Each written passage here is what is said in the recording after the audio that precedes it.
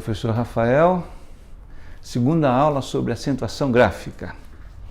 Na aula passada, a gente deixou uma questão mais ou menos no ar, tem a ver com o fato de que uma das funções, a principal função da acentuação gráfica é informar para o leitor qual é a sílaba forte de uma palavra. E se a maioria das palavras, né, exceto os monossílabos, as outras todas, tem uma sílaba forte, então, teoricamente, todas as palavras, ou a grande maioria das palavras, teria que ter um acento. Isso gerou um certo desconforto, né, na academia, e os gramáticos foram convocados para criar um sistema em que você não precisasse acentuar todas as sílabas fortes de todas as palavras. E isso gerou o tema da nossa aula de hoje, que é a regra geral da acentuação. Muito bem, como é que os gramáticos pensaram para resolver essa questão? Eles usaram dois critérios. O primeiro critério foi o critério da frequência. Quer dizer, eles ficaram preocupados ou tentaram descobrir dos três tipos de posição de sílaba forte, oxítona, paroxítona e proparoxítona. Lembra de uma aula? Assim. Então tá bom. Qual que as palavras tinham menor incidência?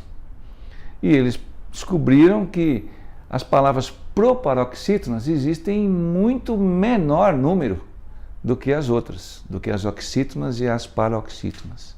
Então, daí surgiu a primeira regra geral, a regra das proparoxítonas. Essa regra é a seguinte: todas as proparoxítonas devem ser acentuadas. Fácil, né? Essa é fácil. Bom, e no caso das paroxítonas e das oxítonas, como é que eles fizeram? Eles usaram um outro critério. Eles tentaram relacionar a posição da sílaba forte com algum outro aspecto da palavra que pudesse criar categorias. E eles descobriram que dava para você, que é possível relacionar a posição da sílaba forte com a última letra da palavra. Então ficou mais ou menos assim. Pense em algumas palavras que terminam com a letra A. Janela, bola, casa, balada, charada.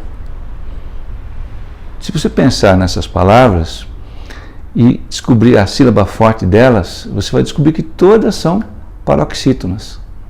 Então eles perceberam que as palavras terminadas com a letra A, por exemplo, a maior parte delas eram paroxítonas.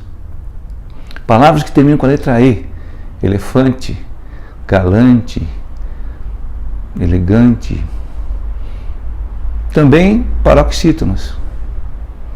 E assim eles foram selecionando a última palavra, a última letra das palavras com um acento forte, onde caía.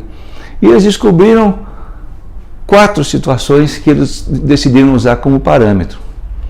Palavras terminadas com a letra A, palavras terminadas com a letra E, palavras terminadas com a letra O e palavras terminadas com em, em e os seus respectivos plurais, né? Então, as, es, os, ens. Essas palavras eram em sua maioria paroxítonas. Então, se a maioria é paroxítona, eles falam, então não vou acentuar. Então, a regra das paroxítonas diz assim: paroxítonas terminadas em A, E, O e em não devem ser acentuadas. Muito bem. E as paroxítonas terminadas com as outras terminações, com as outras letras? E essas vocês têm que colocar acento. Então, a regra das paroxítonas ficou assim: paroxítonas terminadas em A, E, O e em não coloco acento. Nas outras terminações, eu coloco. Ok? E as oxítonas? Bom, se você não coloca acento nas oxítonas, nas paroxítonas terminadas em A, E, O e em, o que você vai fazer se essas palavras forem oxítonas? Tem que pôr acento. Então, A regra da oxítona, ela é o oposto da paroxítona.